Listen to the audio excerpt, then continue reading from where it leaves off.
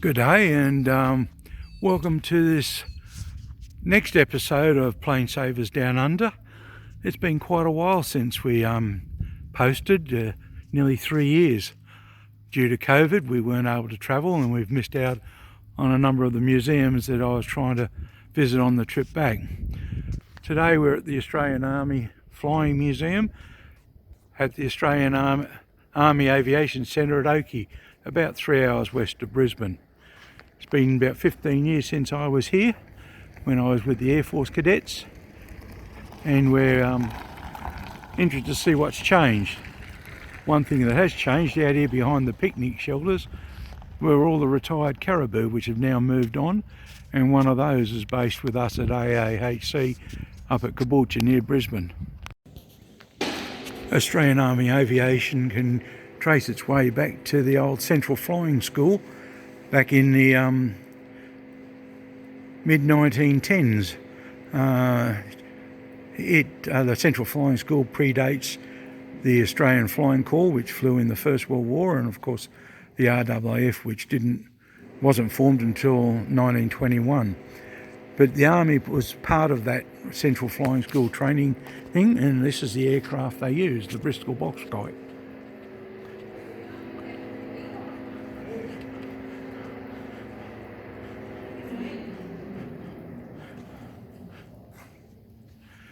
Trying to get it back here and give you some sort of view of how big this aircraft is. But I don't think I'm able to get out into a position to show you just how big the box kite was. All wires and spars and things like that. You might wonder why there's a replica of a Fokker triplane in an Australian Army Aviation Museum. Well, you may be aware that there's quite a bit of controversy about who shot the Red Baron down, whether it was Canadian Captain Roy Brown or Australian Lewis gunners. However, it was determined that it was a single shot from the ground that had killed the Red Baron, so that would tend to indicate that it was Australian Lewis gunners who actually killed the Red Baron. And across here is the replica of the Sopwith Camel, which was the prime fighter of World War I. The Depidoosan is the other aircraft that was bought for the Central Flying School and was an ideal training aircraft. So you have a picture there of both the Depidoosan and the box kite, and there's some significant difference in the size. Army aviation didn't take off again until after the Second World War, with the RAAF being the sole aviation arm of the Australian military. The Oster Mark III was the first aircraft that Army flew after the war, and for a period of time was an introduction to fixed wing flying before the Army then became a sole rotary wing arm, starting off with the Sioux and moving on to, of course, the Kiowa, and at the same time the ubiquitous Huey, which is shown here in the Bushranger role, which was used during the Vietnam War, quite heavily gunned. You can see with a rotary cannon mounted on the side, rocket launchers, and twin manually operated machine guns inside. And this was called, or this version in Australia was called the Bushranger version. Of course, there was the standard Iroquois used for troop insertion and CASEVAC. The Squirrel here was the predominant training rotary wing aircraft. I suppose I shouldn't call it aircraft, it should be called a helicopter.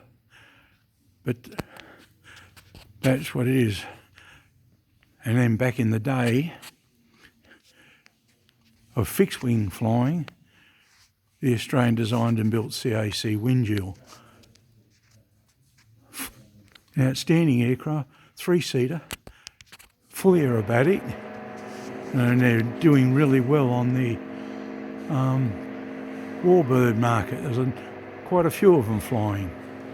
And of course Army, as it grew and took over the responsibility of all Army aviation, including heavy lift, moved onto the Chinooks as a heavy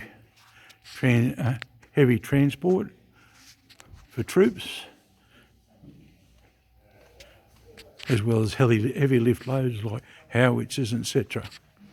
Let's go up inside, have a look.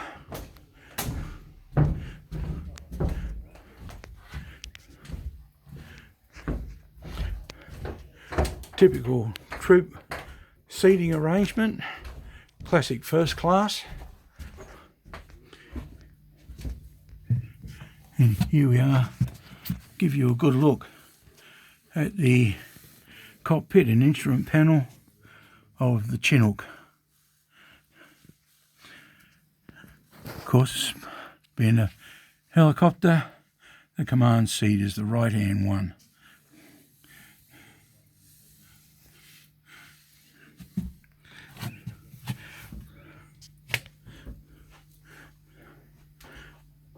And there's you'll have to excuse the marks, that's from the window. Outside's the Black Hawk.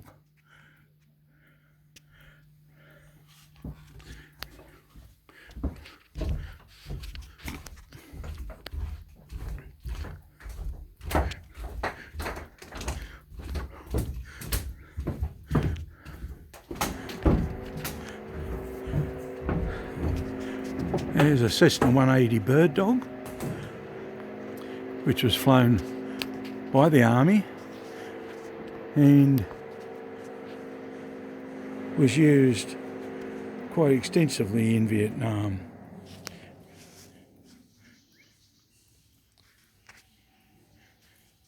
So this was one that the Australians got from the scrap heap and restored to airworthy condition. Should have called this a Cessna 01 Bird Dog and not a Cessna 180, which is the aircraft behind. The photo here is by Greg Stokes and is courtesy of ADF Serials.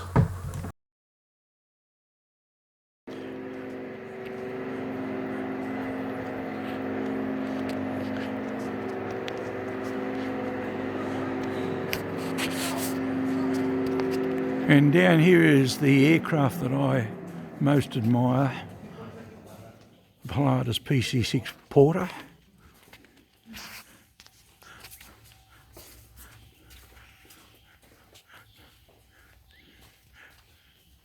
Absolutely incredible style aircraft, and I think the Army would have loved to get their hands on a few of these again. There's the power plant.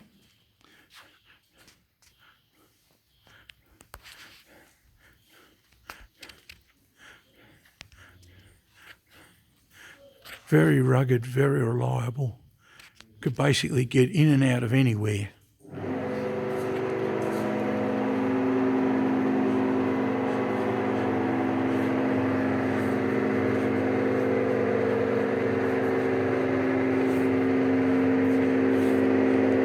That bright light you see flashing around here is the searchlight.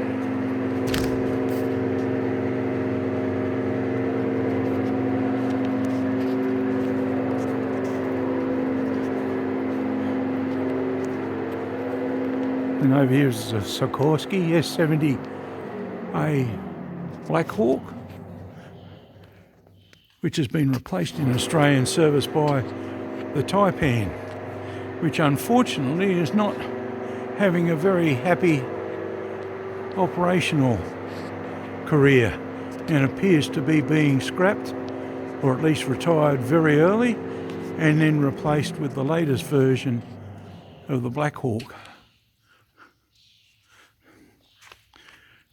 that is currently going through the procedure at the moment to purchase those. I think they're talking about 49 of them to replace the Taipans, which unfortunately aren't really living up to expectations, which is not unusual. But the Black Hawk is still, I think, still in operation with Army commandos based at Holsworthy Barracks in Sydney. I don't think they've been replaced yet by the Taipan, so if that's the case, the good chance is that they will never be replaced by the Taipan, or will just go to the latest version of the Black Hawk.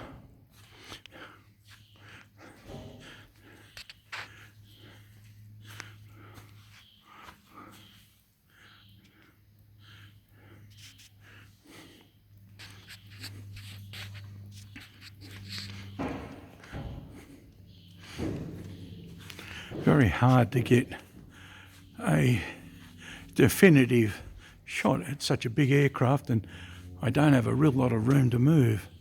While in the background again obviously is the mighty Chinook. Up there it's gearbox and rotor head, and up the back here it's engines. 2 engines, one on either side.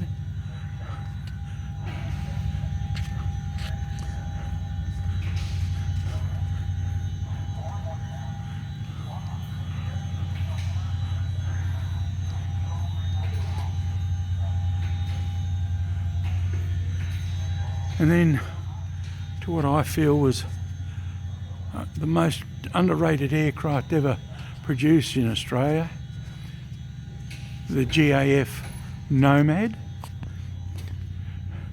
Basically a good aircraft, but designed by bureaucrats and paid for with money by the government. And I noticed I use the word played rather than paid. It was played around with, mucked around with, and consequently wasn't a success that it should have been. I think about 100 were sold, and I know there are still some flying. There was a structural issue in the design, that the tail wasn't structurally sound, and a number of Nomads were lost because of that. Gibbs Aero down in Victoria actually bought the plans off Boeing to bring the Nomad back in production, but that seems to have fallen by the wayside with the sale of Gibbs Aero to Mahindra Aerospace, and which is a shame. I think a re-engineering and redesign of the aircraft could produce a very successful design. But, as they say, heaven only knows what could have come and what should have come.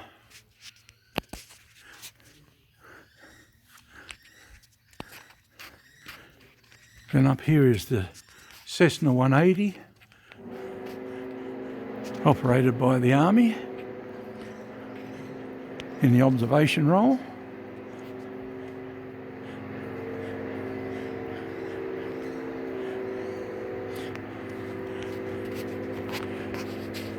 Oakey Base here, about 3 hours west of Brisbane, was very much a major base during the Second World War, and I think a lot of aviation enthusiasts would love to run rampant here, as a significant number of aircraft are believed to be buried in the grounds here at Oakey after the war.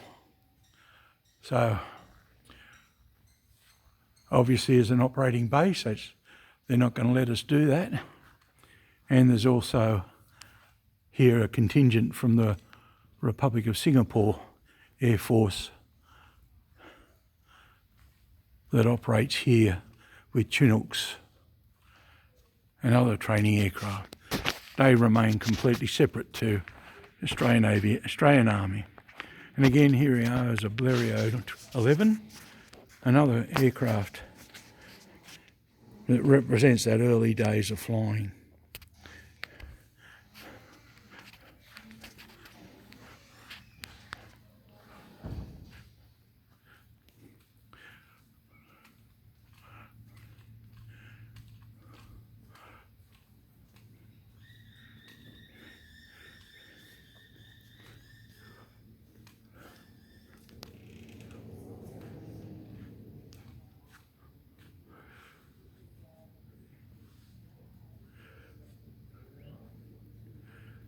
Now, that gives you an idea of some of the history of the Australian Army flying group. Mainly here at Oakey, it's a training and maintenance area. Units of Australian Army Aviation are spread around the country, a major one being up in Townsville. It's going to be interesting to see. It looks like we're getting the Apache helicopter to replace the Tiger. Armed reconnaissance helicopter, so that'll be good, and the new Black Hawk to replace the Taipan. So Army Aviation is definitely on its way to a long career still.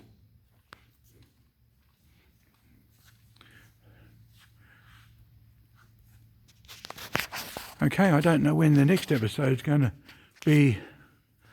appear, because I have no idea how long before we can get down south to finish off that trip. And unfortunately, fuel prices at the moment are making long interstate travel a bit of a no-no, as they're incredibly expensive. Okay, until next time, have a good aviation day. Australian Army Aviation can trace its way back to the old Central Flying School back in the mid-1910s. The Central Flying School predates the Australian Flying Corps, which flew in the First World War, and of course the RAAF, which wasn't formed until 1921. But the Army was part of that Central Flying School training thing, and this is the aircraft they used, the Bristol Box Kite.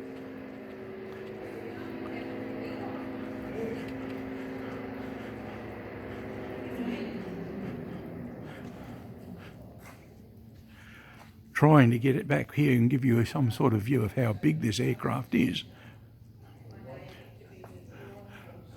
But I don't think I'm able to get out into a position to show you just how big the box kite was. All wires and spars and things like that. Good day, and welcome to this next episode of Plane Savers Down Under. It's been quite a while since we posted, nearly 3 years. Due to COVID, we weren't able to travel, and we've missed out on a number of the museums that I was trying to visit on the trip back. Today we're at the Australian Army Flying Museum at the Australian Army Aviation Centre at Oakey, about 3 hours west of Brisbane. It's been about 15 years since I was here, when I was with the Air Force Cadets, and we're interested to see what's changed. One thing that has changed out here behind the picnic shelters were all the retired caribou, which have now moved on, and one of those is based with us at AAHC up at Caboolture near Brisbane.